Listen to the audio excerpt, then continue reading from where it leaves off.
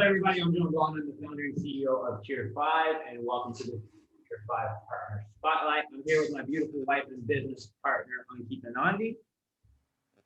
Yes, it's me, Ankita Nandi. Again, Partner Spotlight. Would you like to introduce her? I will introduce first intro to the Partner. Oh yeah, so what is the Tier5 Partner Spotlight? That's my part. So the Tier5 Partner Spotlight is a weekly event that we hold every Wednesday, and we just basically highlight our Tier5 partners. We let you, see the real Tier5 partners that are actually in our partner program, and kind of get into a little bit of detail on, why they joined the partner program, what they like about the partner program, what type of value they find in it, and how they're leveraging the Tier5 partner program to actually help them make money and grow their business. So every week we bring in one of our partners and we just highlight them, so you can see that we have partners from all walks of life, all sorts of different countries, and then you can begin to actually understand if this is a program that will actually work for you or not.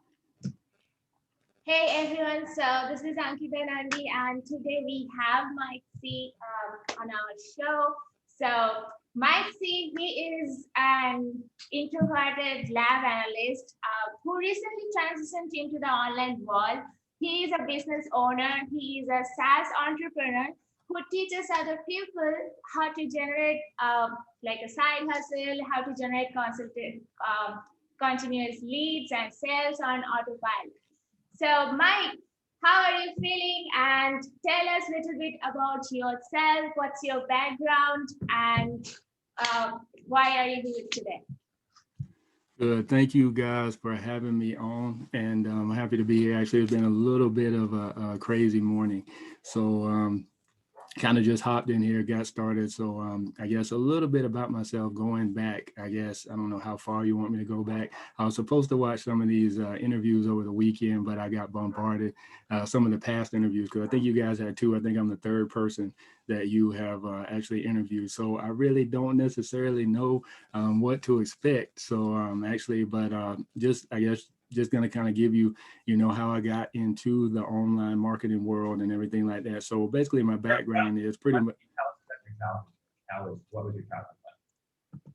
Do what? What'd you say, John? Let me turn my mic Tell up. me a little bit about your childhood. How was that? Have parents that Oh, my childhood? You want to go back that far? Yeah, let's start with the baby one.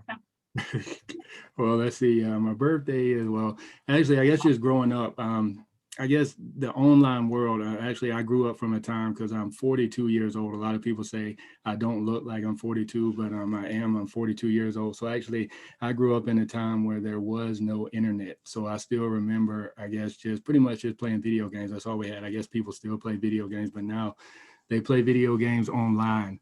So there was no online coming up. I had my first game console was an Atari.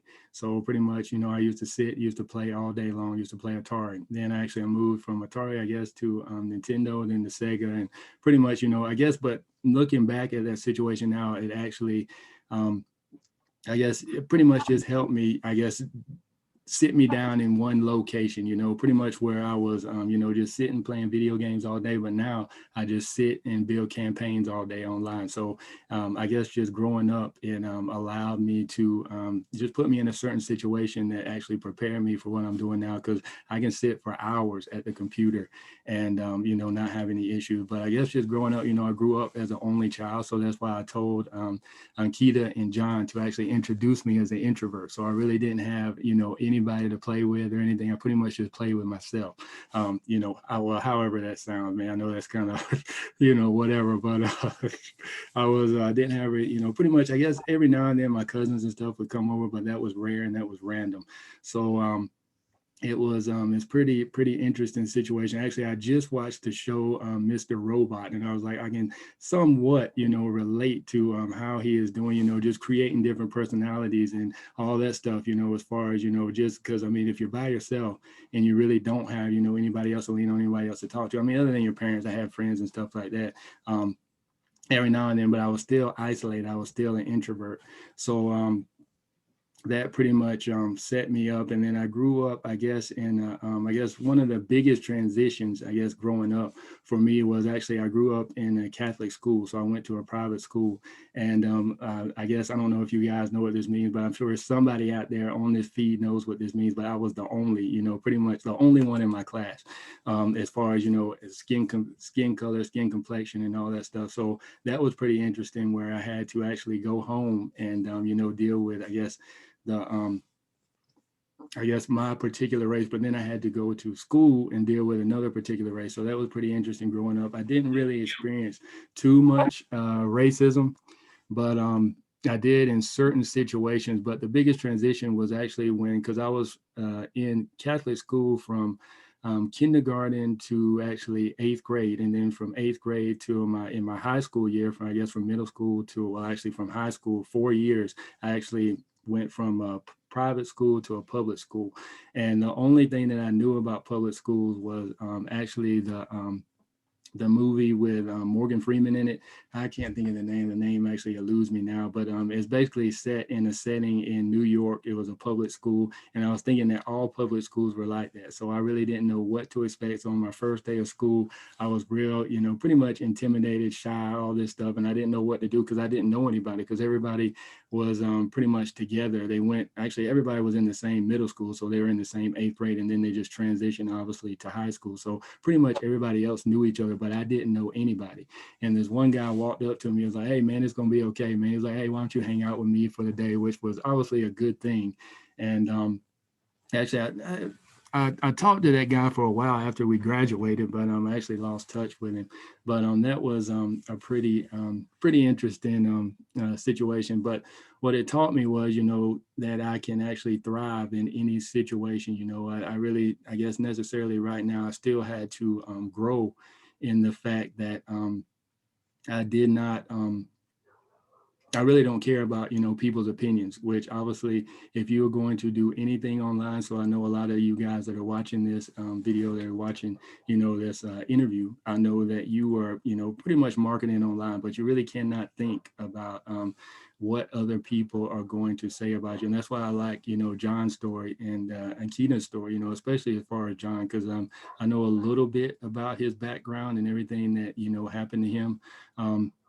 But I mean, if you just look at John, he really doesn't care. I mean, he pretty much does whatever he wants to do. Actually, he tells people not to buy from him. He curses at people. I don't see any marketers, regardless. I know that he said he's not a marketer, but you can see what he's doing. You know that he is legitimately a marketer. So he knows what he's doing online. And the thing is, as far as that, that's why I love the fact that I'm actually, in this circle. But the thing about John is, like I said, if you're online, if you're posting content, I mean, it might be some posts and everything that you put out. It might be a video that you put out, whether it's on Facebook, whether it's on YouTube, whether it's on Instagram, wherever you're posting your content to. Everybody's not going to engage on it all the time. But John, he constantly keeps saying, it doesn't matter. Just continuously be consistent in what you're doing. And I mean, he actually told his story. He said, it took, probably like, a year and a half. I think he said 18 months before he actually made it, big online. So that's pretty interesting story, and actually helps me, stay focused, stay motivated and positive. I mean, he's actually giving me a lot of encouragement and everything like that. And Ankita as well. Obviously, I talked to, I guess, I don't know, you guys want to ask questions now that I'm still right there just rambling on and talking? I want to talk about something that's not really related to the Tier 5 partner program. But you mentioned growing up, you went to a Catholic school, and that was you didn't really say this specifically, but that's what you meant. You were the only black guy there. There was no other black. So I'm curious, especially in today's age, we've had all these riots recently. We've got the whole Black Lives Matter movement. Do you feel yourself that your skin color and your race do you feel that this is something that is a hindrance? Do you feel like you're missing out on, let's say, clearly I'm a white person, I'm married to a brown girl. So do you feel like your race and color is something that's holding you back in life, that people like me, white guys like me, that we have more opportunity than you, or what's your thoughts? Um, that's an interesting question. I mean, I really don't necessarily like talking on these topics, but I will, I guess, I actually answer it, I guess, in the way somewhat, based on my own personal experience. And I guess from where I grew up, because I grew up, I guess, in South Carolina, which technically some people call it the buckle of the Bible Belt. So I pretty much grew up in the South. So I mean, the Bible Belt, I'm in South Carolina, and the thing is, as far as I don't want to get too deep into this because I really wasn't expecting this, but I mean, as far as holding me back, as far as my race, I don't necessarily think that it's well. Actually, let me think back on this. So, what I want to say is, I guess as far as in the past, I would say it would not be as many opportunities as it is now because of the internet. And let me go back a little further. So, actually, about 2 years ago, I actually ended up quitting my job for about 6 months. I went overseas to Rwanda. We can get in that, I guess, a little bit later into the interview. But when I was in Rwanda, I was actually at an event. It's called the Mobile One 360 Conference. And they had different, I guess, businesses come over into Rwanda in the city of Kigali. And it was actually a BBC guy, a guy from BBC, a reporter from BBC, and it was a representative of Facebook.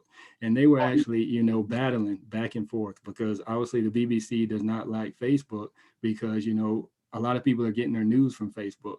And the guy from Facebook was like, we're trying to monitor it, we're doing all this stuff. But anyway, they were going back and forth. But I actually had a conversation with the guy from the BBC, personal conversation afterwards, one-on-one.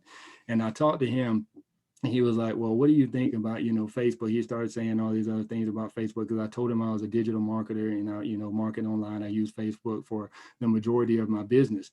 And he pretty much said to me, he was like, well, I really don't like, Facebook and, YouTube. And I was like, well, wait a minute. I was like, because it was, a black guy that was saying this to me. And he pretty much, and I told him, it was like, well, the reason why you're here now, some of the stories that are actually going on and being reported here in Rwanda, your outlet is not going to report them. The BBC News is not going to, report them. It's like the internet and Facebook is actually opening up, a different world for, other people. It's actually exposing people who would not be exposed on the mainstream media. So it's like it's opening up things. And I pretty much agree with him on some points. It's like, yeah, some of the news is fake, like, our former president used to say, fake news and all that stuff. But the thing is, some of the news is fake, but yet some of the stories that are being reported on YouTube is like, I never would have known these people. Probably never would have, been on this interview right now. Because John, I guess you guys are in India, right? So how would I, pretty much have met you without, the internet? So he was like, yeah, he was like, that's a, good point. So in order to say that, I mean, I'll go back to the original question and say that, because of the internet is actually opening up, a lot of opportunities for, I guess, I don't think that there's any limitations whatsoever. The only limitations that exist are in your mind.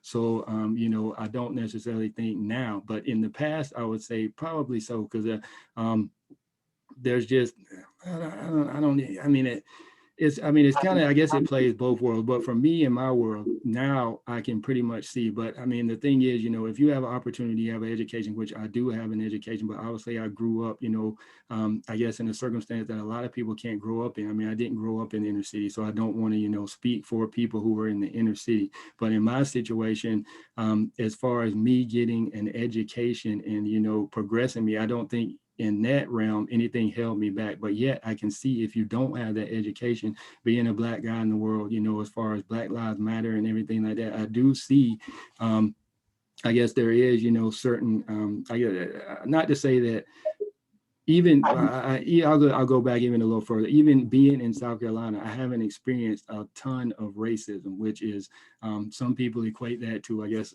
I mean, I don't know if you can tell on this screen or not, but the complexity of my skin is a little bit lighter because I'm, a little bit lighter skin. But that some people attribute it to that. But I mean, I'm still a black guy. I mean, there's been certain situations where, yeah, I've been pulled over for a cop. A lot of people say, well, white people get pulled over for the cops too. But in my circumstance and in my situation, I know why I got pulled over.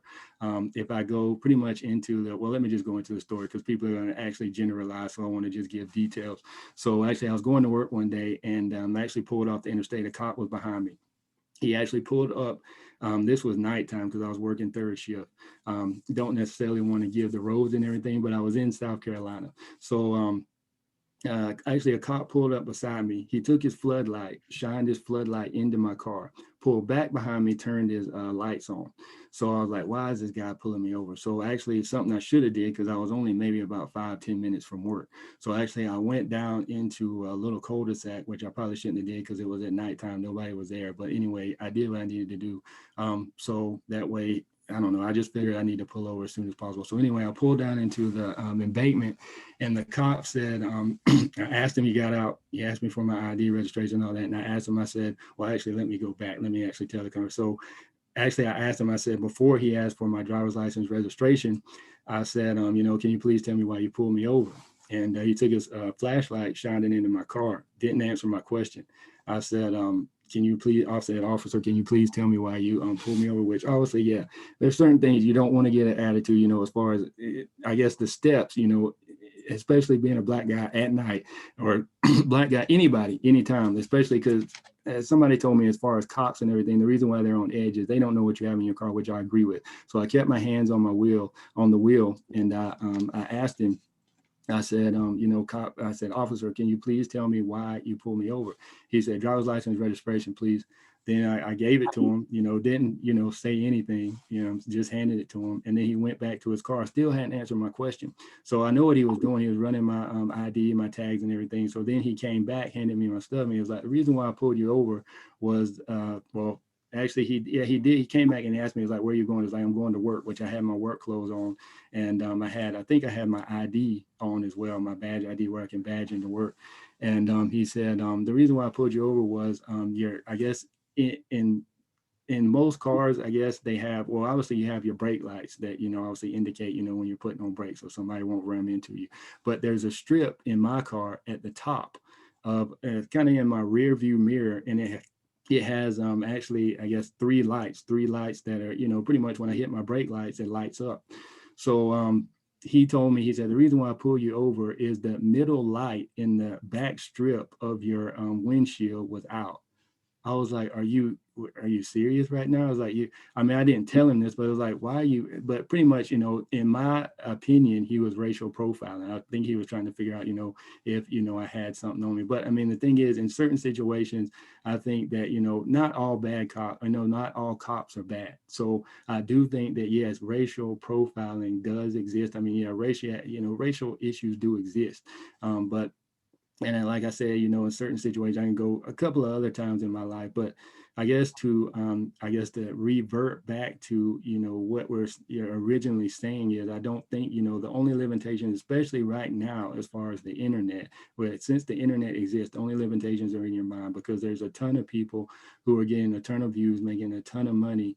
And, it just depends on how you depends on how you, I guess, present yourself and what audience you want to reach to. And then, like I said, I think it was, I follow one guy, I don't know if you guys know him or not, but his name is Travis Stevenson. And he says pretty much all you need is 1,000 followers, that, dedicated followers, and you can pretty much be set for the rest of your life. And I think John and Ankita can actually attribute to this as well, because I heard John say, regardless of what he, whatever he makes, whatever software he creates, pretty much whatever it is, he has a certain group of people that'll buy it before they even know what it is. He'll just say, I'm going to create this. You won't even tell them what it is, what it does, or anything. And they're like, well, I want to buy it. I want to buy it. I want to buy it. And it's like, that's interesting. So when you get like 1,000 dedicated people to actually, just follow you, then I think you're straight. So that's what everybody needs to be really focused on. Not even necessarily thinking on 1,000, even just to go back to some of the other things. I learned so much actually, just being in the partnership itself, which I don't know if you want to get into this, but actually I'm going to, right now. But I'm just being in the partnership, actually, John and Akita, just, sitting in mentorship programs, which was only like, I think 6 weeks. I learned so much for them, just about, mindset in general. And just, having the right mindset, because John pretty much said, is like, I love doing what I'm doing. He was like, I post stuff just to post stuff. He was like, I would do this regardless of whether it has views on it or not, whether it gets likes or not. He was like, I just enjoy doing it. So I guess my my contribution to you guys is, you know, that are watching, is to figure out something that you like to do, and you know, do that. And Akina has just left the building. She turned her camera off. I guess I ran her away. She just actually kicked her computer and her camera gone. So she's still there. Look at her. What she doing? She's there still.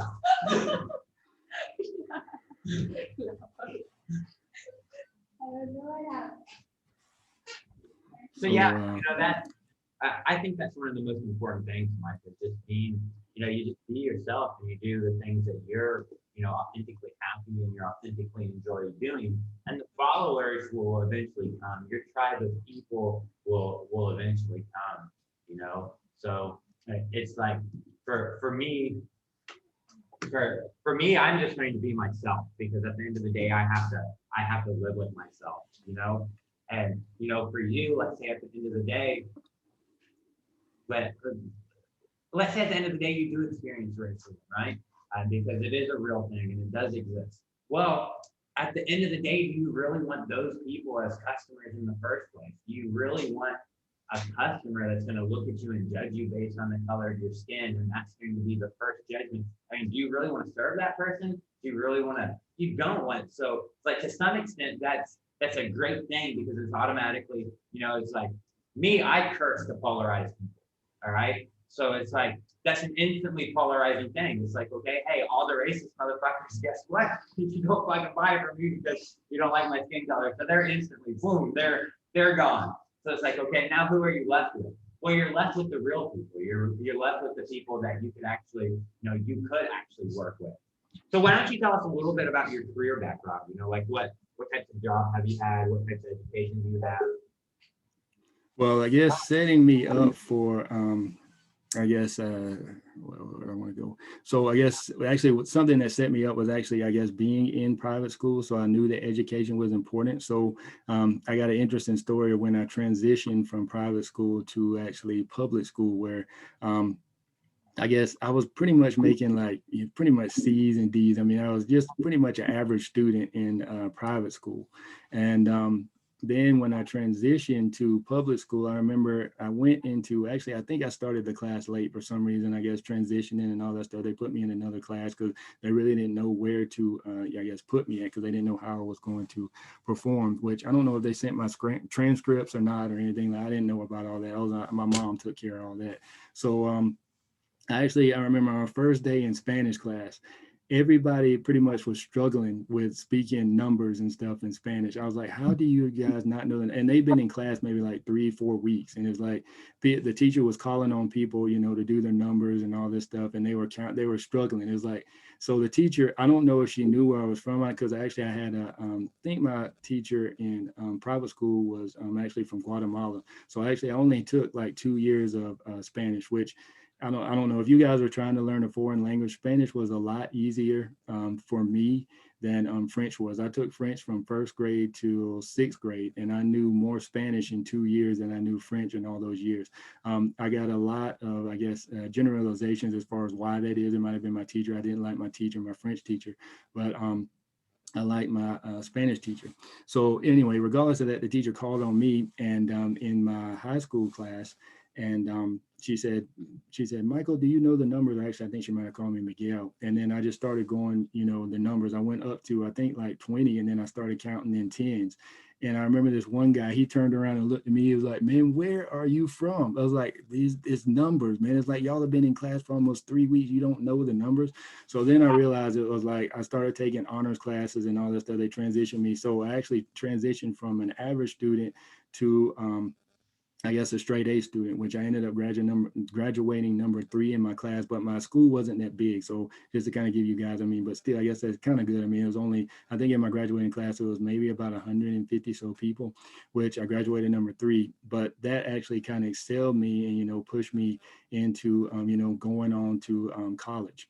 So I actually went to college, and the reason why I majored in what I majored in was actually I majored in biology, which I wanted to become a doctor, and I wanted to be a doctor, but my study habits were not good enough, regardless of the fact that I was making straight A's. But it was just, I guess, I don't know what, I just pretty much studied the night before, and I pretty much remembered everything on the test, and then I pretty much, my mind just went blank and I forgot it all. So it really wasn't necessarily a good testing. I didn't test well.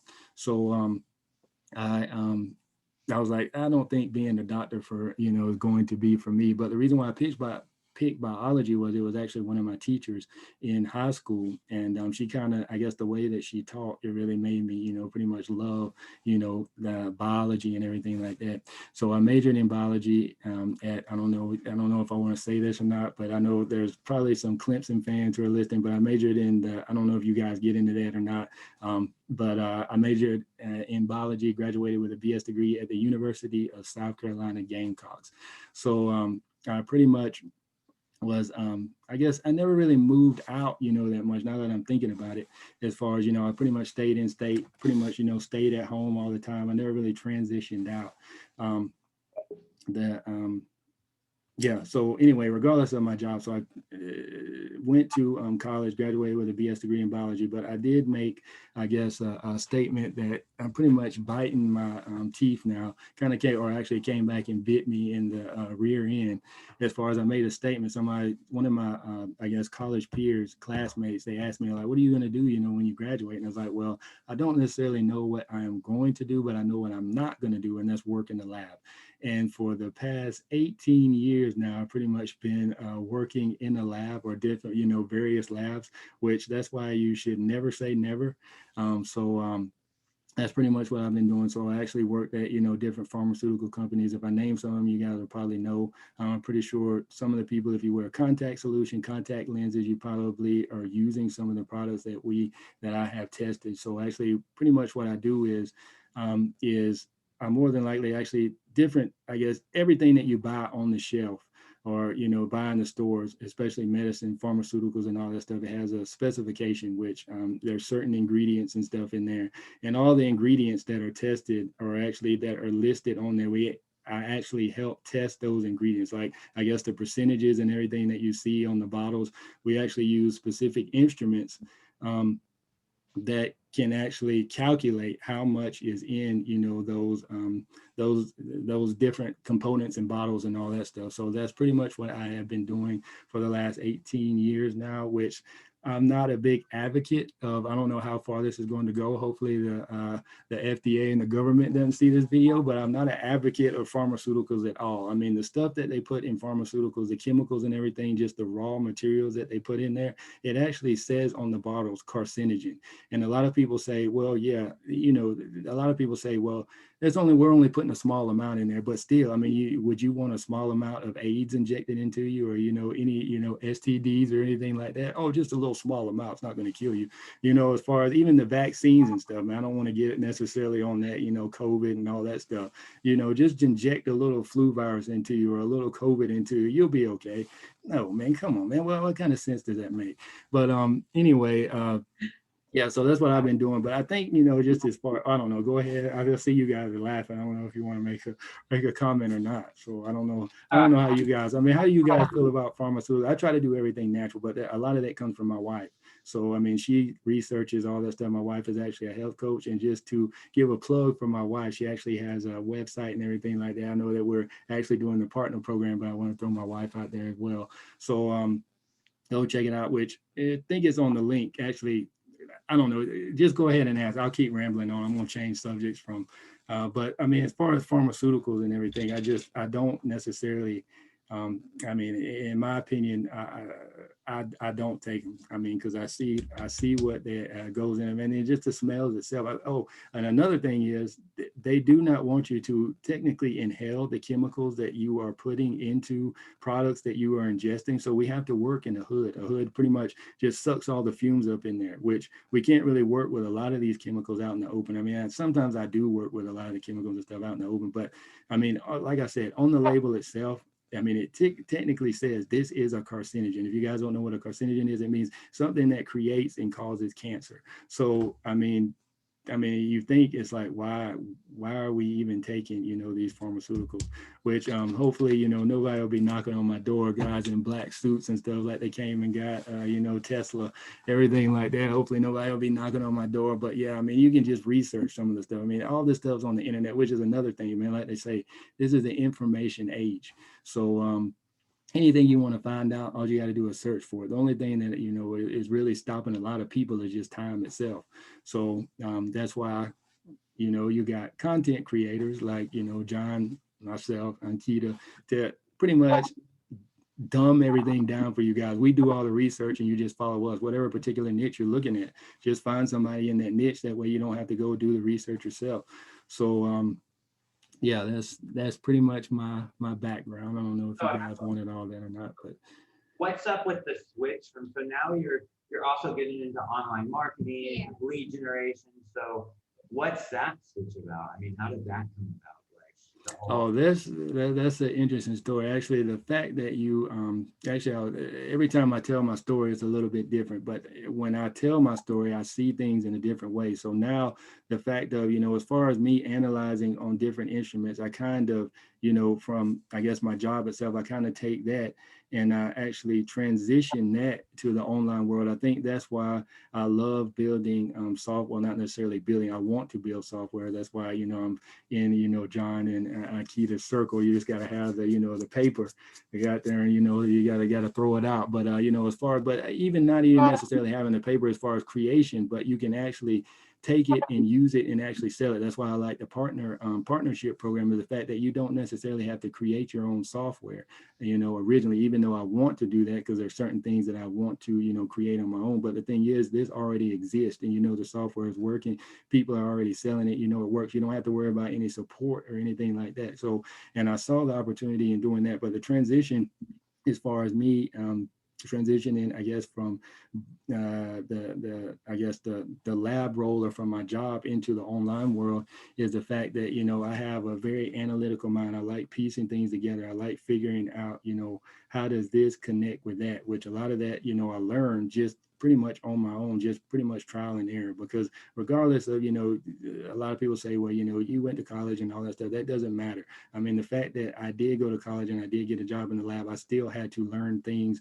in my job specifically, to my certain role. There's a lot of stuff in that I did not learn in college that I just learned from experience, being on my job and in my, just doing different things on my job when I actually have problems. So, a lot of things that, you guys think of, as far as problems and all that stuff, problems actually end up helping you.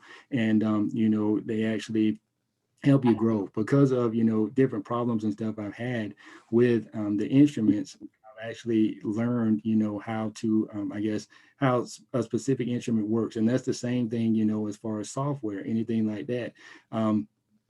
When I have an issue, when I have a problem, I don't necessarily like calling support all the time. Like, I don't know if you guys want to know this, but I'm still having, I don't know. I actually tried to, the thing is with Tier5 partnership program, they actually have a support team. So I actually got software from John and Akita, first software ever, which is a messenger chatbot. So, for your Facebook profile, your personal Facebook profile, because they got chatbots for your pages and all that stuff. I've never seen, a chatbot for your, personal Facebook page. So I actually opted in. I was one of the guys that, pretty much, purchased it, bought in on it and everything like that. But so I had issues. What are you going to say? It's not working. You're having issues with methamphetamine because it's not scheduled to go to beta. So it's not scheduled to launch the beta until the 20th. All right. The 20th is when we'll be launching it in the beta. So right now it's really expected that everybody will have issues with it.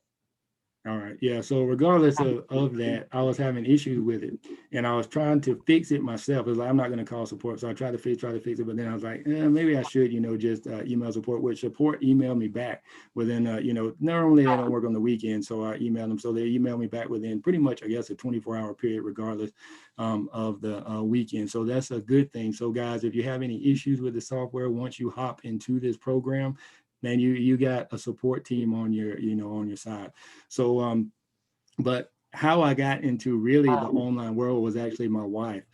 She was I was, she was spending, actually, this was earlier on in our marriage, probably about, let's see, I've been married, let's see, don't, hold on, man, you gotta pause the video real quick. I need to, I need to, I need to think about it. No, I got married in 2005, actually 16 years. Why are you guys laughing? I know you guys just got married, so I don't know how many days and hours. I'm pretty sure Ankita has it, pretty much marked down to the days and the hours and the seconds. Oh, I don't know, but yeah. So I've been married 16 years, but it was earlier on in our marriage, and my wife was actually doing some things online, and she was spending a lot of time online. And it was like, well, you keep spending, time online, and she was, I think she was pretty much, she was doing like email marketing. This was early on and I didn't know anything about it. And she ended up making money, online. And I was like, wow, I was like, what in the world is going on here? So I remember, I don't know if you guys know Adrian Morrison or not, but he actually had a course out. It was ESA.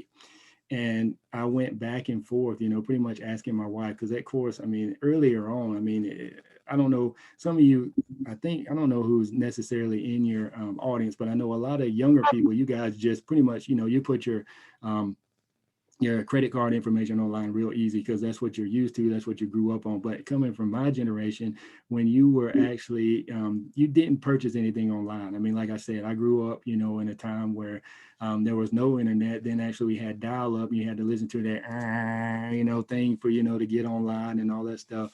So you just didn't purchase anything online. So I actually went back and forth with my wife. I was like, should I buy the course? Should I not buy the course? What should I do?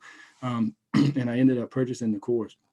And that's pretty much how I got, started online. Was I actually started in e-commerce, which I made a couple of sales. A lot of my sales actually came from, I think it was Pakistan or something like that, where I had actually a Shopify store. It was in the family niche, and I learned how to, run Facebook ads.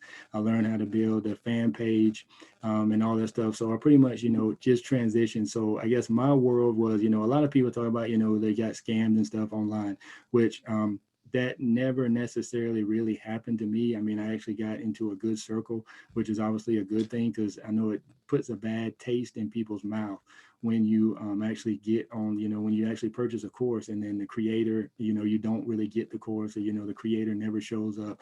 But I've actually been in, a circle of, I guess, great entrepreneurs, which obviously I'm going to actually name them, which I said Adrian Morrison, but then I went to his brother, Anthony Morrison, and then I ended up, actually going to, I think, transitioning back and forth with Tai Lopez. And I actually ended up meeting all of them at an event, at a Tai Lopez event. So I realized that these are real people. They are making real money. I mean, I actually saw the gold chain. Anthony Morrison actually wears a self-made gold chain. I saw that in person. It's real diamonds, real gold. It shines a lot more in person than it does online. I mean, he has rings, and I was like, man, this guy is really, pretty much, he's loaded. And Tai, Tai is really, I guess, Tai Lopez, he's really not necessarily who you think he is online. The only reason why he does a lot of that stuff online, surrounds himself with women, surrounds himself with nice cars. Now, yes, he has all those things. Well, I don't know if he necessarily has all the women, because I know that he hires, some of the models and all that stuff. But the cars he does have, he doesn't rent them or anything like that. They're actually at his house. I actually went to his mansion in California and all that stuff, which that's another story within itself, because I hate flying and I had to fly out there and all that stuff. But these guys, they're real people. But yeah, about Tai Lopez, he's actually laid back. He understands a lot about marketing. And, regardless of, I know a lot of people actually, they don't necessarily like him. But I mean, the reason that we are talking about him right now is he's a great marketer.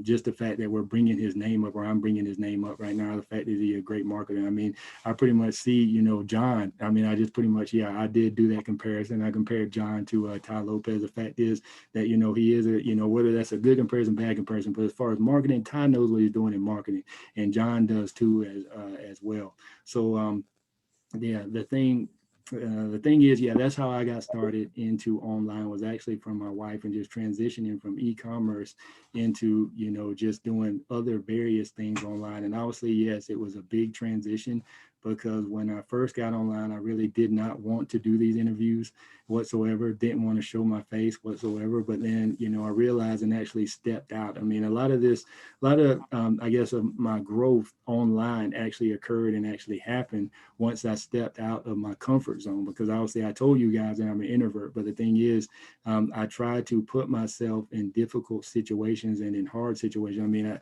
I was thinking about this ever since I signed up, because I guess John and Nikita actually posted this in their group, I guess about a month ago. And I think obviously I was the third person to sign up. I think there might have been a couple of spaces in between where people scheduled out, but I was the third one that signed up.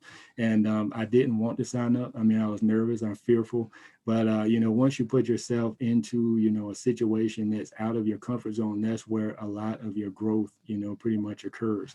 So just to let you guys know, so necessarily just do what you hate. Actually, a book, a positive motivational book that I actually read was actually by David Goggins. I don't know if you guys heard of him or know him or not, but I mean, he actually talks about, I can kind of relate to him as far as, he grew up in Brazil, Indiana, which he says that, he's a black guy. He grew up in Brazil, Indiana, where I think he said they actually had the Klan marching in their town parade when he was younger.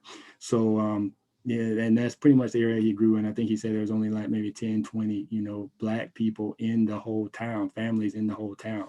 And that was a positive motivational book, because the guy came on, he's a Navy SEAL, he's an Army Ranger.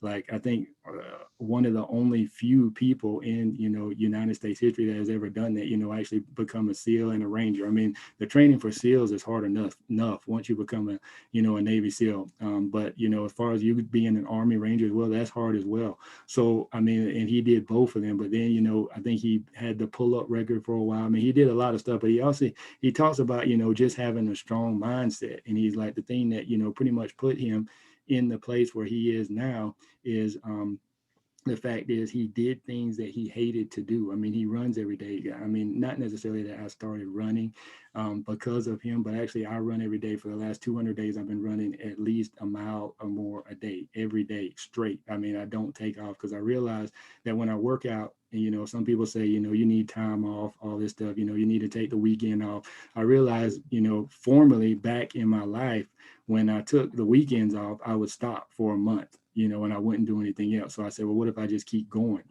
constantly, just don't stop, just work out every day. So I've been doing that for the last 200 days, probably maybe even a little more now. I've been running pretty much every day. I upped it to 2 miles at the beginning of this year. So I pretty much I've been running 2 miles since January 1st up until now, every day. And a lot of people say, I don't have time for that. That's why you do things that you hate to do early in the morning. You make sure that you get them done. And that was pretty much one of my biggest goals. This is pretty much the only thing that I've been consistent with. It's teaching me a lot about life. I mean, running, I mean, I think about a lot of stuff. Even today, I was thinking about some different things, but I mean, I ran in the rain. I ran with, sore ankles. I ran, in the blazing hot sun. I mean, the thing is, it pretty much just, it's in comparison to your online journey. I mean, you're going to have ups, you're going to have downs. Some days I want to run. I get up and it's like, oh man, I feel good. I want to run today. Well, I won't necessarily say that because I hate running, but it's not as bad some days as it is other days. And just to actually take a quote from, David Goggins, he was like, he's like, I think he's been doing it for like 5 years straight where he's run, but he doesn't just run 2 miles. I mean, he runs like, 15, 10, miles every day. And I actually take a quote from him, or, a statement from him where he was like, I started sitting down and, I started thinking about, why am I doing this? He was like, I look at my shoes. He wake up, look at my shoes in the morning, look at my running shoes. He was like, do I want to continuously do this? It was like, why am I doing this? It's like, man, I'm pretty much, because he wrote a book. Oh, the name of the book is Can't Hurt Me. It's about his life story. But anyway, he said he sat down, one morning, or actually, I guess a series of mornings. And he was like, why do I keep doing this? He was like, what if I stop? And then he said he took his recorder out, and he said he started recording his thoughts and, speaking them out. It was like everything that he thought, he recorded it. Then he said he went back and listened to it. And I know you guys cuss, so I know that the people in your environment cuss, but he said, I sound like a little bitch. He was like, man, I was just a little bitch. And he was like, man, he was like, either I want to be average or he's like, if I continuously don't do this stuff, then I'm going to become average. And he said, I don't want to be average. He's like, not that I'm competing against anybody. He said, the only competition is myself. So he said, I realized that, I need to get up, and that's why I do this, is because every day is a battle, against yourself. It's like, he's like, I could care less what people say about me. He's like, the only person that I'm battling is myself. He said, I'm the only person that's stopping, where I'm going, the existence or the place that I want to be. He's like, I'm the only one that is stopping me. And that book, pretty much taught me a lot about that. He was like, there's a lot of people put limitations on themselves, or they let other people put limitations on. He said he read a book one time that pretty much talked about, your brain can only hold so much, or you can only do so much. Your guidelines and your stuff are pretty much set. And he was like, that's crazy. It's like, that's not true. He said, I created myself. He was like, this person I am, because he actually talks about, I guess, kind of like, the show Mr. Robot, where he actually has, multiple personalities, where he says, I'm David in certain times, that was, I guess his thought life, that was David speaking to him, where he's like, don't run, don't do this. But then he said, I pretty much created Goggins. He said, I created this person. I mean, he's like, man, I used to be scared. He's like, I used to, sit down. I used to not want to do anything. He said, I used to just, put harmful things into my body, not necessarily drugs or anything like that, but he didn't take care of his body. He used to eat. I think he said he was 300 pounds twice in his life. He was like, man, you got to be an idiot to be 300 pounds twice. He was like, because, I lost the weight, then I gained it back. But he said, I don't want to gain it back again. But the thing is, he was like, yeah, he was like, the existence that you currently have is like, you created yourself. So wherever you are currently in your life right now, you created it. But the thing is, there's always tomorrow. You can also, have, tomorrow to change where you are. Even if you made a lot of mistakes, you always have, another day to create and to get where you want to go, or at least continuously go down that path. So, yeah, what's the next question? where we at? You think that, I mean, you mentioned that you hate to run, and you mentioned that, you're an introvert. Do you think that would change if you just started telling yourself differently? Do you think if you just started telling yourself, if you stopped saying to yourself, hey, I'm an introvert, if you stopped saying to yourself, hey, I hate running, if you started telling yourself, I'm not an introvert, I love to run, do you think you would enjoy those things more? Do you think anything would change? I mean, yeah, I guess a mindset does have a lot to do about it, and what you tell yourself. Yeah, I understand that, because I think on one of the calls you were talking about that, as far as just telling yourself that, you are a great marketer. I am a great marketer. I am a great marketer, regardless of what you're telling everybody else. So I'm exposing your secrets. But yeah, I guess that would. I never necessarily really thought about that, but I mean, I guess I don't necessarily know. I mean, I guess now thinking about it and thinking about that question is, I don't necessarily know if I want to love to run, because I mean, I like the fact that it is painful when I when I go running. And the thing is, I don't. If you run if you run far enough, it's always going to be painful, whether you love that or not. So if it's not painful, you just get running. I guess but it would make it easier if I did.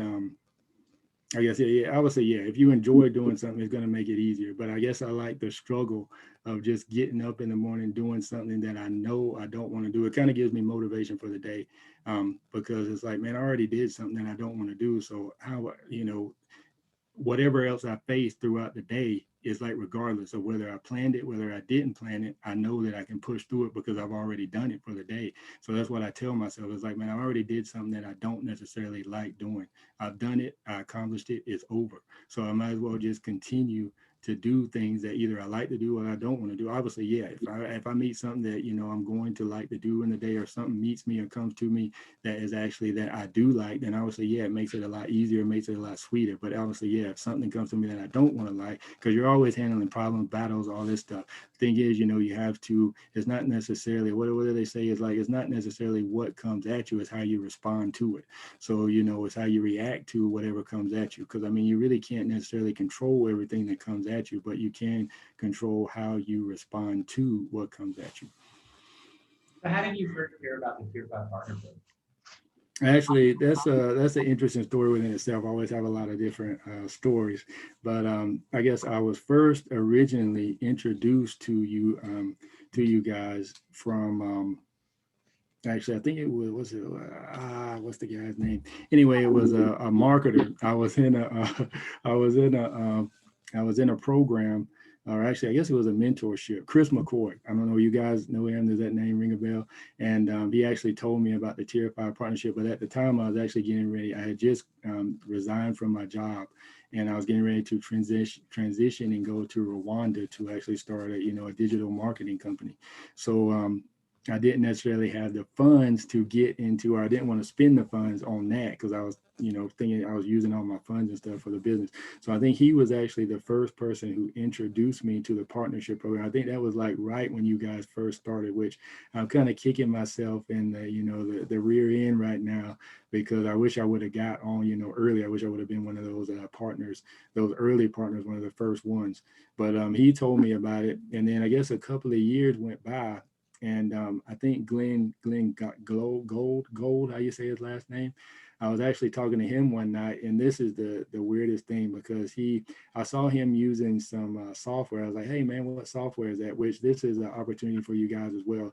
Take a hint, to the undertone of which I'm getting ready to say in the story. But he actually sold. He was like, well, I'll sell you this software, and I was like, how can you sell the software?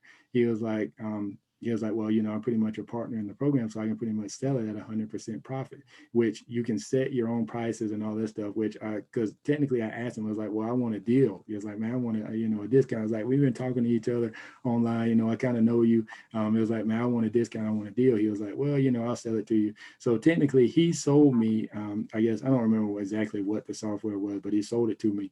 And then later on that same night, he started telling me about the Tier 5 partnership program. I was like, wait a minute, you mean I have an opportunity to sell it too? It's like, I thought that was over. It's like, I remember Chris told me about it, but that was like 2 years. He's like, no, you still can get into the partnership program. So he hooked me up with John. Actually, all this is taking place on Facebook. So you guys that think that you do or cannot make money on Facebook, and you guys that are using Facebook for, just personal growth or, just to play around on Facebook, if you guys don't understand, Facebook is pretty much like a gold mine. I mean, pretty much if you understand how to use Facebook, I mean, and John has a course on that as well.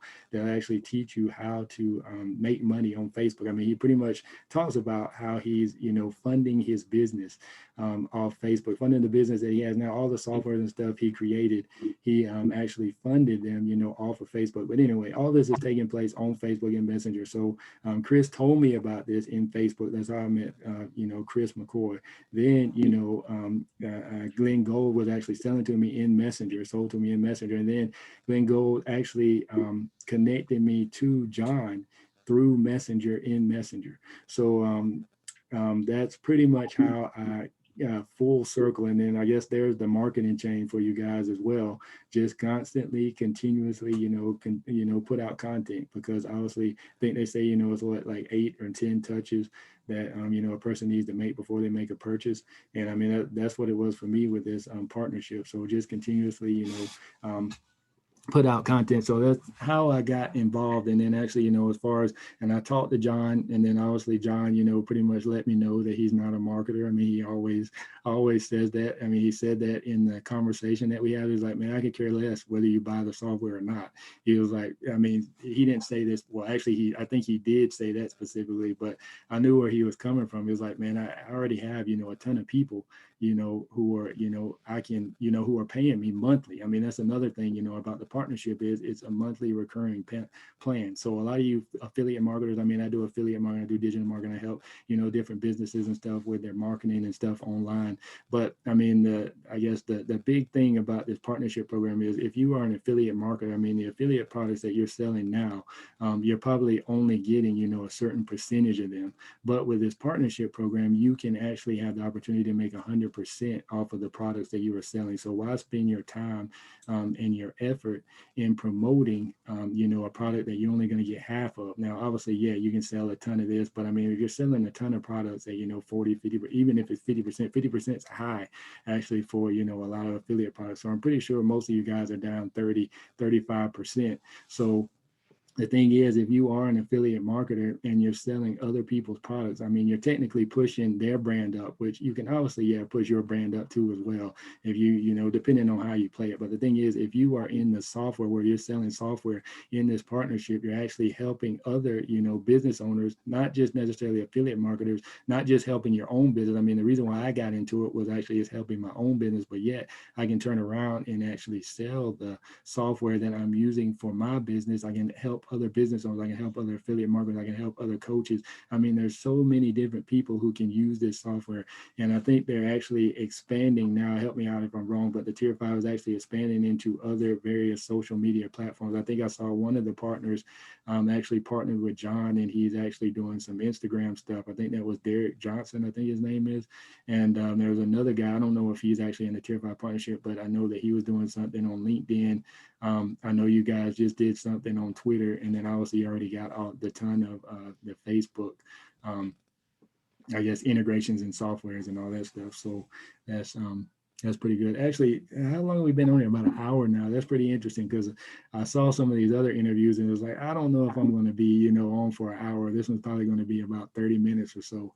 But I don't know. You guys have said you're going to ask me questions. I'm doing most of the talking. I thought this was supposed to be an interview, man, for me. But that's the one thing about interviews is, you know, pretty much if you set up the interviews, then you can just pretty much just sit back and let the other person talk, and then you got the content, which that's why I was doing that for a while, but I stopped because you guys are just sitting back there smiling, and then you're going to take this video and you have to expand it out to, you know, everybody, and then you just pretty much just showed up. I'm the one doing all the talking. You're kind of just sitting back there, you know, like Oprah or Dr. Phil or something like that. So Asking the question. So what would you say the biggest benefit is that you get from the Tier 5 partnership? well, I mean, pretty much, I think, you know, as far as for me is, I guess, just 100% profit. I mean, because you can take the software, sell it for 100% profit. And I mean, yeah, to me, that's the biggest. I mean, obviously there's a lot of benefits, but I mean, like, I still do sell, you know, some affiliate products and all that stuff, but I guess just getting into the circle that I got into, there's actually different businesses and stuff that I guess some of the people that I follow, they'll actually build a business pretty much through ClickFunnels, which you can actually sell for 100% profit itself, where you're not necessarily promoting their products. But the thing about the Tier 5 partnership is you can actually sell it for 100% profit. So the marketing efforts that I put out as far as the software, which I do need to start doing more of, I'm pretty much just using the software now. But to me, the biggest benefit is, you know, just 100% profit. Obviously, I mean, I'll name some other benefits too, because I know this is, you know, a plug. But I'm going to, I mean, you know, I just love the fact that, you know, because a lot of affiliate marketers, a lot of the products and stuff that they're selling, they're not really using. I mean, they're just saying, oh yeah, come use this software, that software, that software. But I mean, the thing is, you know, all about, you know, those software that they are selling. I mean, is it really a good software that's actually going to help you grow your business? And I can pretty much speak on the fact that the software that the Tier 5 company that John and Ankita have, and I guess the other partners as well, have created. I mean, the software that they've created, I mean, it's great software and it help you grow your business. And it actually does what it says. I mean, I'm going to actually give a testimony now. When I first started using it, I mean, it's not just, you know, you need to get one software here, one software there. I mean, you guys understand the marketing game, because there's a lot of marketers. And if you're new to marketing, then you need to understand the game as far as you really cannot just do one thing now. Because I mean, there's so much different content on, you know, there's so many people trying to make money online, so many different people trying to sell stuff. You really can't necessarily do one thing, especially on Facebook, because the algorithm changes so much all the time. YouTube algorithm changes all the time. All these different social media platforms, they change all the time. So you need to mix up what you're doing. And one thing that, you know, I was doing a lot of is I actually heard a lot of people talk about, if you want your Facebook posts to get more engagement, if you want them to actually get, you know, more reach, if you want people to, you know, respond on, you know, more comments and all this stuff on your Facebook post, then you need to comment on other people's posts. So John actually created a software. It's called Engagement Monster. So I was pretty much using this software that automatically comments on people's, you know, in people's feeds. And I can pretty much comment on people's feeds, your friends' feeds, automatically, you just periodically, throughout the day. You can set it up for a certain amount of time. You can comment for, at a specific time where you can get it to start and all this stuff. But anyway, regardless of the automation and all that stuff, I was commenting on people's feeds. Then there's another software, actually, you got to kind of use these things in combinations together, where you also, a lot of people talk about connecting to your customer avatar, the specific customer who is, in your niche and all this stuff. So another software is actually called Friend Connector. So if you use Friend Connector and Engagement Monster together, you can actually connect with your custom avatar with Friend Connector, but then, with Engagement Monster, you can actually comment on their post. So actually, the way John explained this to me is, the more you comment on somebody's post, obviously the more they're going to see you, the more that, they're thinking necessarily that you're taking interest in them, but because you are taking interest in them, they're taking interest in you. And the more interest they take in you, you're actually moving them closer and closer to a sale from you, not necessarily from them, because they're pretty much thinking that you're commenting on their post. I mean, John kind of explained to me, because I was pretty much just using the engagement monster. I just have, I guess, a certain amount of comments and stuff, and I was commenting the same thing on people's posts, which and he told me that one of the partners, actually, I guess the most strategic way to use this software is to actually, change up the post. Because one of the partners did that, and he was pretty successful at it as well. But you got to be kind of careful with that engagement monster software. But I mean, obviously, as long as you're putting engagement on people's posts and they're commenting, that's also, boosting your posts and stuff in the feed, getting more eyes on the stuff that you are selling as well. I mean, just an interesting story. Actually, John, he actually talks about this, laughs about this, but John actually set up the engagement monster software where it cursed on everybody's posts. So, instead of just putting random, comments of thank you, bless you, all that stuff, he was putting cuss words on there, and he was still getting engagements on his posts. And actually, there's a couple of funny stories I have as well as using that software. I mean, I've actually commented on somebody's post. I guess one of my comments was, this is so lovely. I think I said, has anything like this happened before? And that comment was on somebody's, I guess, I think their dad or their mom had passed away or something. And I put that comment on there, which you got to kind of be careful with, how you use it and all that stuff. But I explained actually, I think that might have happened like three or four times. But the thing is, you gotta kind of be careful how you do that. But the thing is, it did open up a conversation, because I told them what I was doing. And I was like, oh, that was just my bot. It was like, I pretty much apologized. So I explained to them, which that opened up a conversation. And I opened up a conversation with somebody I haven't even talked to in a long time, which obviously that kind of, brought them back into my world. So, I mean, that's the thing, guys. You have to constantly, continuously do all these things. And what John and Akita and their software and the Tier5 partnership program allows you to do is it allows you to do this on autopilot. And it allows you to do, the things that you need to do as far as in the marketing world, while you work on, other parts and other aspects of your business. So instead of just sitting there scrolling down Facebook, in your feed, you comment and making the comments, the software does it for you. Obviously, there's a ton of other different softwares as well that I have pretty much used. I mean, there's Birthday Wisher. I was actually going every day because Facebook tells you, people's birthdays. So I understood the importance of that. I was telling people happy birthday, randomly, periodically, manually every day. And because of, the Birthday Wisher, it actually helped me.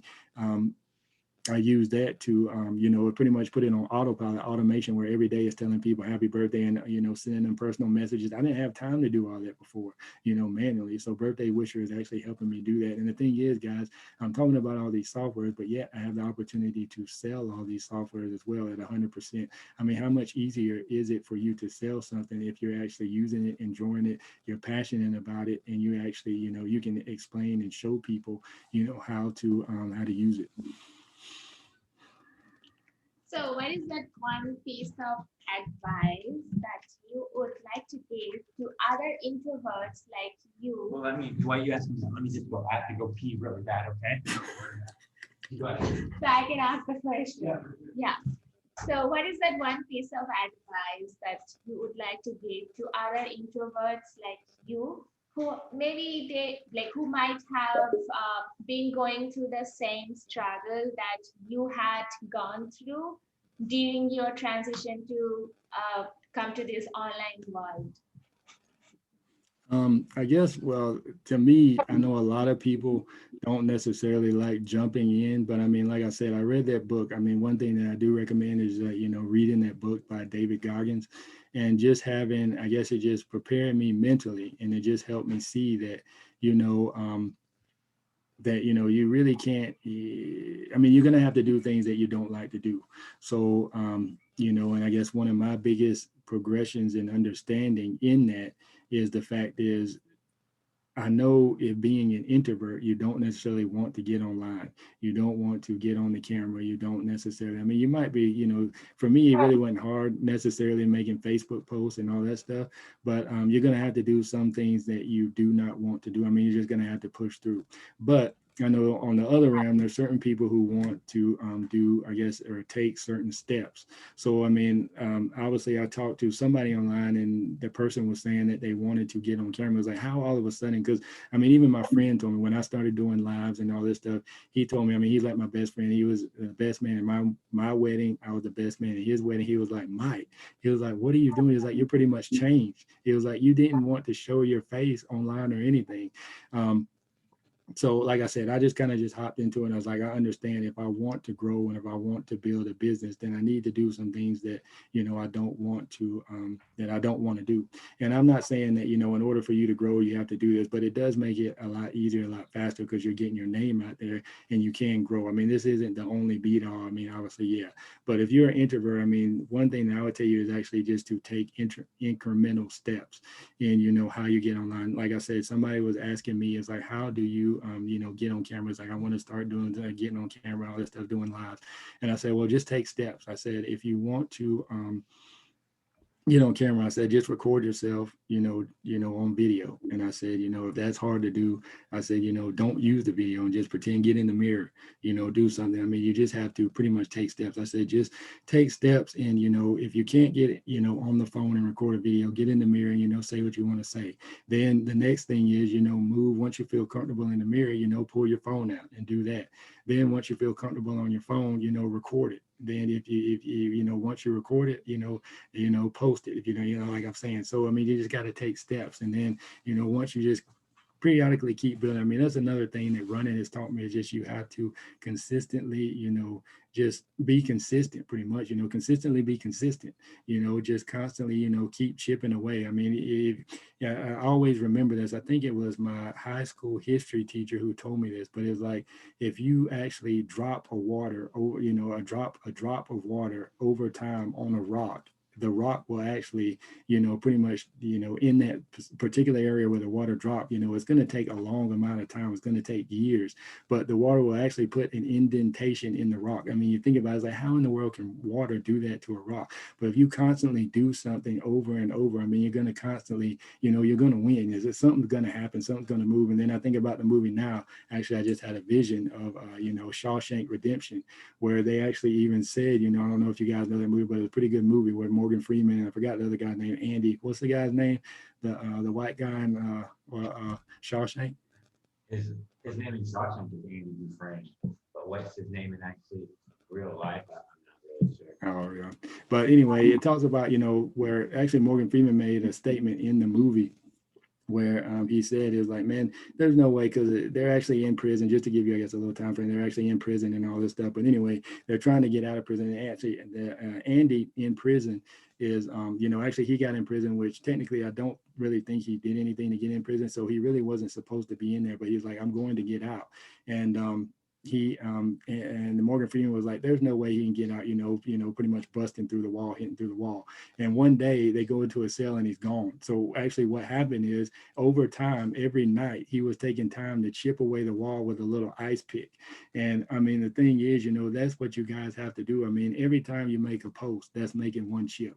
I mean, every time you make, a live video, that's making one chip. I mean, eventually you're going to actually, burst through. You're going to, be pretty much like, just like John and Nikita. I mean, like I told you, John said it took 18 months pretty much before he actually sold, one of his software. And then he said pretty much he just blew up. I mean, he got like a lot of other influencers and stuff online. I mean, big influencers who have, I guess, well, I mean, still big to, in our world. I mean, some people might call them micro influencers and all that stuff. But I mean, the fact is, an influencer is an influencer with a lot of followers. So technically, if you combine all of those, micro influencers together, that's going to push you up into, a macro, influencer. So yeah, as far as telling introverts, I mean, like I said, my personal story is I just pretty much just jumped into it. I mean, I didn't want to get online. I went online, didn't want to do lives. I didn't want to travel. I mean, I met a lot of entrepreneurs who travel, didn't want to go to a lot of social events. I went to social events. So I mean, the thing is, you're just going to have to get into the, you're just going to have to jump in, especially if you want quick growth. Now, necessarily, pretty much just like I told you, ice pick, yeah, that's going to take, over time. But I mean, if you just take, a big, and I guess, what I want to say, well, a bulldozer or something like that, or got a bowling ball, that's going to hit the, the wall a lot, it's going to make a bigger impact. So depending on how fast you want to grow and go, then that's pretty much up to you. But like I told you, as me being an introvert, I just hopped in and I, pretty much jumped in there and jumped on. I think what you want to say is basically just do the things which you don't really like if you want to be successful. True, exactly. Do you have other questions? Yeah, okay. That was all your questions? You just had one question? No, I have questions, but yeah. So last question, like from my side, would be like, what's your goal for this year? Like, what are you trying to do, trying to achieve with this partner program?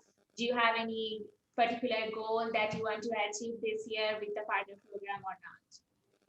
Yes, I do have a goal. Another reason why I got into the partnership program is the monthly recurring income, because I know that a lot of, if you're a coach, actually, I think I saw a post the other day where one of the partners, their sales actually said they were a coach and they were not consistently getting sales. You don't necessarily know as a coach when you're going to get the next sale, when you're going to get the next client, unless I guess you have a recurring client. But with most coaches, that session pretty much ends. But the thing about this software is once you start using it, especially the link, actually there's a link software that I use and I see the capabilities of that. Actually, I already saw the capabilities of that because I was using another link software, but because of the partnership, obviously I might as well just use this one too, which I like the different setups, in between with Link Wizard. The name of the software that Tier5 created is Link Wizard.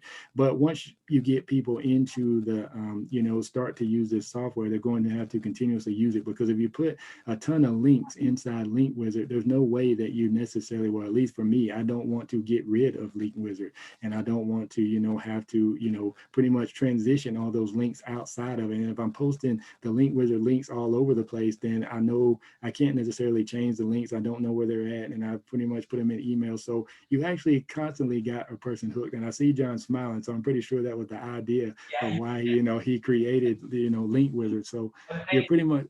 It's like, once you create those Link Wizard links, you can transition to take your link somewhere else, because then if you do that, all the links that you've already shared all over the internet is like, well, okay, could you go and use a different link sorting platinum? For sure. But can you go back to that email that you sent out 3 days ago and change those links?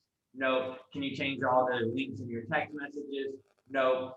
Can you scour the internet? What if you post a link in Twitter? Can you change that? No, Twitter doesn't let you change that. Can you scour the internet for, the links that you've been posting?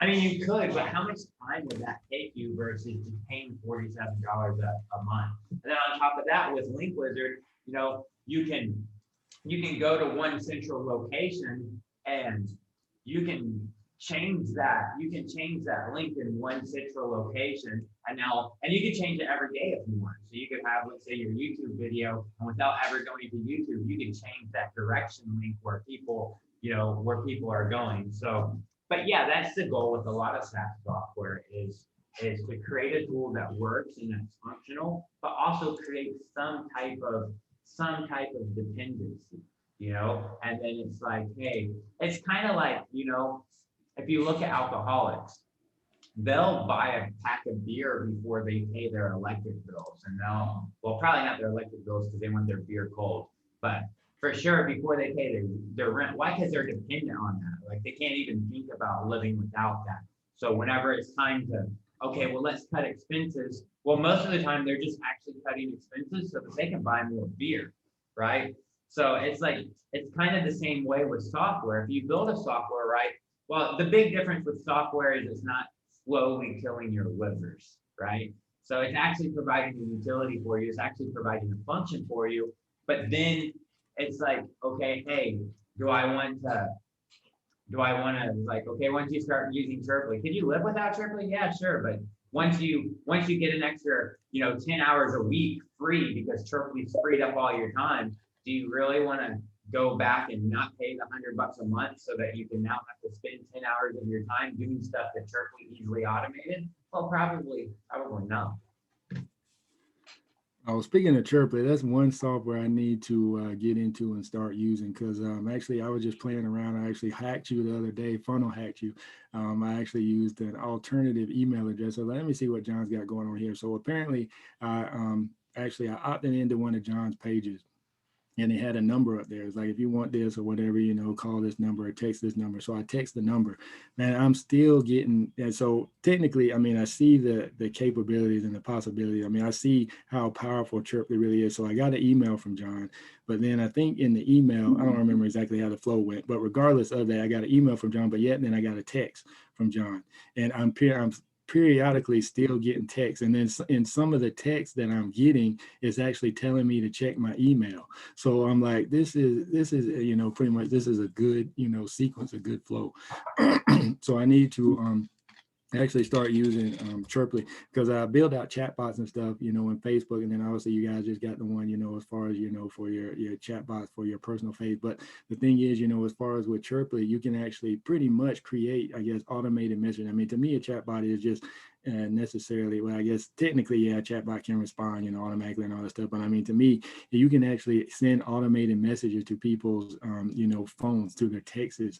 And, a lot of people, I guess I saw some people talk about how they're getting rid of Facebook, they're deleting, that Facebook app and all that stuff. But regardless of that, and if you have somebody's personal number, their email address, I mean, you can kind of play off both of them, which that's why I see the power in chatbots is, you can actually, send people chatbot messages, but then you can send them emails as well. But I mean, then, because technically, even I just thought about this, but you can technically use Chirply messages where you can actually do it 3 ways as well, because I mean, you can actually put m.me link in one of the messages that you send to their text messages, so you can get them as a bot subscriber as well. And then you can actually communicate with them to on 3 different levels, where you have they're sending them emails, and then you're also pretty much you're sending them chatbot messages and you're sending them text. So how much is that for marketing, where you're talking to you're talking to people in 3 different ways, where you can communicate in 3 different ways. I mean, I don't know, I'm going to have to start playing around with Chirply, but there's only so much time. I mean, that's the thing about this partnership. I mean, it could take you like a year and you still haven't even used all of it. I think I've been in it maybe about 4 or 5 months right now.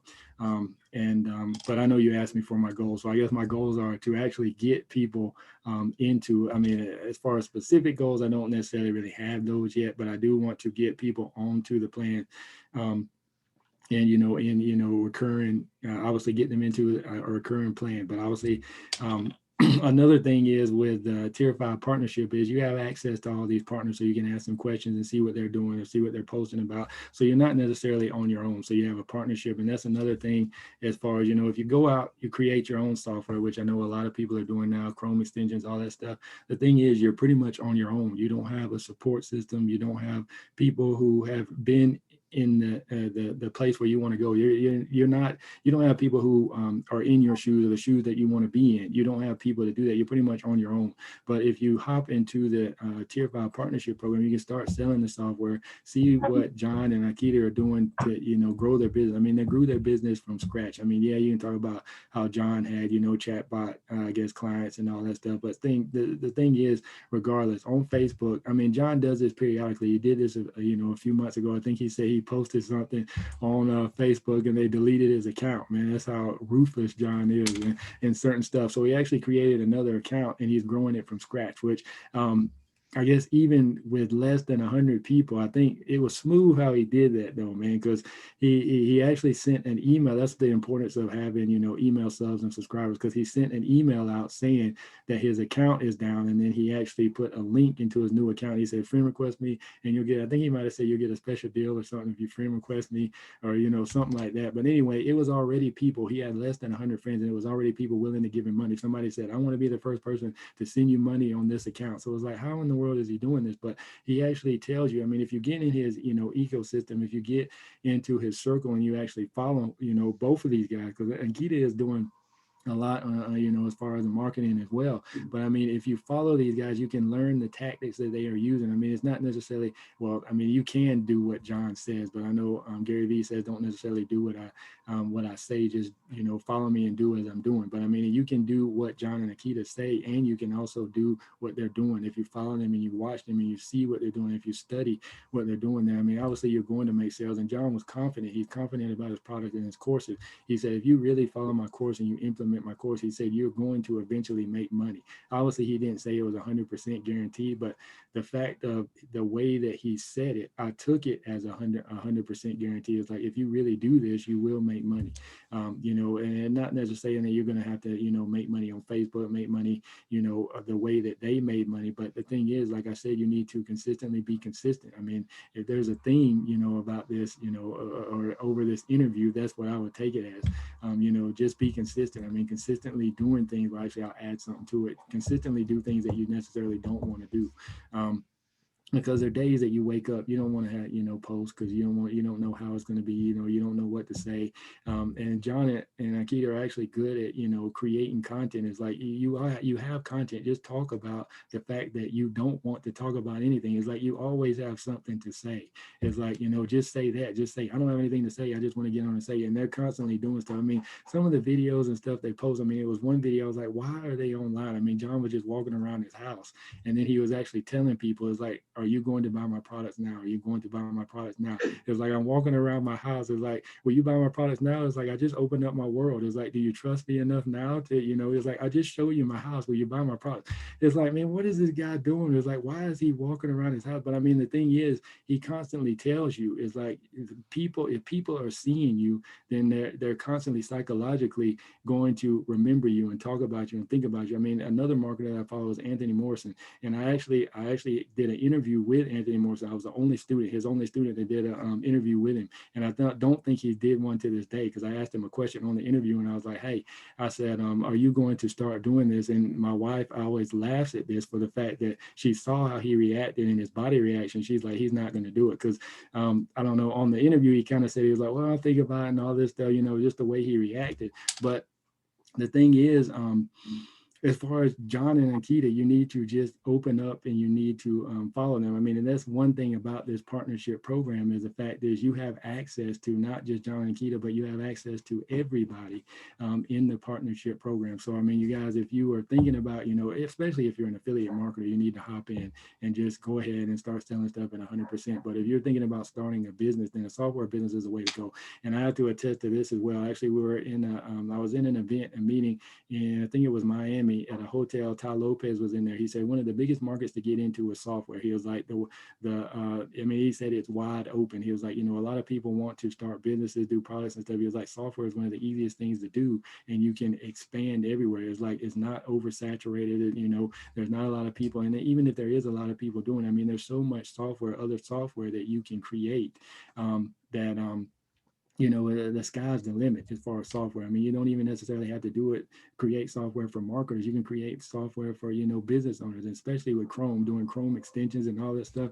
You can do all this stuff in the Tier 5 partnership, and John will help you. I mean, do this stuff. I mean, he'll partner with you, create your own software. I'm not talking about just, promoting and selling his software, which you can sell at 100%, which I said like 1,000 times. But the thing is, you can create your own software, and So you guys, if you are interested in starting a business, growing a business, then software is the way to go. And then, like I said, obviously, if you're already a digital marketer, affiliate marketer, then you understand that, you know, selling products at 100% is one way to go, because affiliate marketers should see this as well, because they're not getting, you know, 100% of the efforts that they are putting forward. They're not getting 100% profit. Digital marketers should see this, because you don't know where your next client is coming from. I mean, yeah, you might have, you know, you might have some of your clients on retentions and all that stuff, but most of the retentions times are not going to last that long. And I think a dog is starting to, I don't know if you guys can hear that dog in the background or not, but maybe that's a cue for me to quiet down and I guess wrap it up. I think the thing I like most about software is even if you do have a client on retention, you know, even if you do have a client on retention, I used to, before, you know, starting a software company, I used to write software for CNC machines, and I was, you know, a licensed journeyman machinist, and I was, you know, working at factory and stuff, and I learned all about, you know, lean philosophy and lean manufacturing. And the thing I like about software is that there's a concept called throughput, and throughput is essentially work that you do. The way I like to describe it, I mean, it's really easy, especially if you know lean philosophy or manufacturing. But the way I like to describe it is like if you go to a restaurant and you go order a sandwich. Okay, so now they just made a sale, right? You just ordered that sandwich, they made a sale. But now the work actually starts, right? Now that they've made the sale, now the throughput happens. Now several people, they have to actually get to work, and they have to, you know, they got to go make your sandwich, and they got to bring you your sandwich. And then after they bring you your sandwich and you eat it, they got to come clean your table, they got to wash your dishes and stuff. So that's throughput. It's all the work, right? So even if, let's say you're a marketing company or you're a copywriting person, and you write copy and you have a client on retainer and they pay you $3K every month. Well, what happens every time they pay you that $3K? You get that $3K. Well, now the throughput happens. Now you actually have to go to work. After you make the sale, now you have to go to work, you have to fulfill. And software is like anti all of that. It's like, okay, I do the throughput up first. I make the software, and the beauty of the partner program is for you guys, it's no throughput whatsoever, because you don't have to build the software, you don't have to maintain it, you don't have to do any customer support. You don't have to even invest time. What do you do after the sale? Nothing. It's like after the sale, there's no throughput. After the sale, your job's done, and they just continuously pay every single month. You know, I have some customers who will probably pay until they die, or until I die, they'll continue to buy. So that's what I love about software so much. So do you have any other thing that you want to say before we wrap up here, Mike? I'll put it on mute for a little bit, but yeah, I guess what I want to say is, I mean, obviously, guys, the type of, I guess, training, mentorship that you get from these guys, I mean, obviously, just as you see, I've never seen or actually heard anybody explain, I guess, the online world like that. So, I mean, regardless, like I said, John says he's not a marketer, not necessarily, I guess, you know, whether he thinks he's not a marketer or not, or says he's not a marketer, I know what he thinks, but I mean, as far as that goes, which, who else connected to the but anyway, regardless of that, I just want to say that you obviously get business techniques, you get business, I guess, terminology and everything, and you get to understand business as far as just hopping into this ecosystem as well.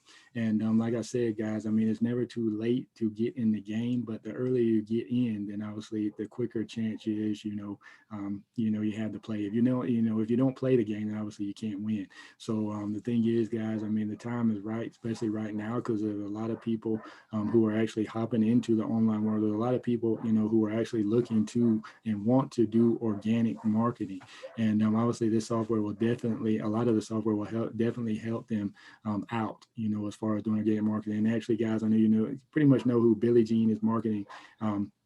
I know who Billie Jean is marketing, or who Billie Jean is, but you guys out there, he actually just came out, I guess, with a software or whatever, but the software that John and Ankita had in Chirply, I mean, I haven't even used it yet, but just from what I've seen, I think it blows that out of the water. So if you guys are actually thinking about hopping on the Billie Jean stuff, I think, and even for the price that John and Ankita charge, is actually a lot better. You get a lot more functionalities and all that stuff, in the fact that, you can actually, you take the Chirply software and use that for your business. I mean, it's automation. What's, you know, just, I mean, it does so much, and they're still building it out. That's another thing, like John was talking about. I know he talked about throughput, you know, having put the, you know, the work in and all that stuff. I mean, the thing with software as well is you don't have a lot, you know, necessarily overhead. I mean, I know you guys have, you know, thinking about creating a business. If you go out, create a brick and mortar store, all that stuff, you're going to have a lot of overhead. You're going to have to pay rent and all that stuff. One thing that you necessarily don't have to do or have a lot of is you're going to say, well, you have to pay the monthly recurring fees and all that stuff. Well, regardless of all that, you can make that back easily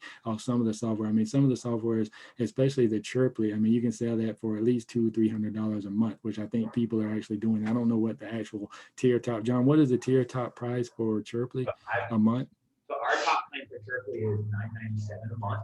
And I have people, I actually made a personal partnership the other day. People sign up for that regularly, and they will. Yeah, so price. So, I mean, see, just selling one or two Chirply accounts, I mean, if you sell two, you're already making a profit, you know, off of the profit you know, the program. But I mean, sell one, I mean, you're constantly getting this over and over, 2 or 3 months with this. I mean, that's a recurring fee of $1,000 every month. So, I mean, yeah. So, I mean, yeah, the thing that I want to say is you guys need to hop on, get in. I mean, you get mentorship. I mean, a lot of these affiliate programs are just telling you to sell their products, they're pushing your product, but they're not giving a lot of training. There's only a few marketers that I know that do that, or actually only, yeah, I know a couple, I know a few that are actually doing that, but John and Keita are actually in there doing that as well. And they're also building out the software. I mean, the software, they don't just build the software and just let it sit. I mean, they actually have engineers, software engineers who they actually pay, and they're actually on their staff. How many employees do you guys have now on your staff? Right at about 70, and we're actually hiring 5 more this month, I think. Yeah. So, I mean, see, you said 70, right? Like, as in, yeah. So, yeah, I mean, you can see that you get access to all of this, you know, all of this system. So that's pretty much all I wanted to say. Thank you guys for having me on. And yeah. Well, it's been great. Man. Really appreciate you coming and doing this spotlight.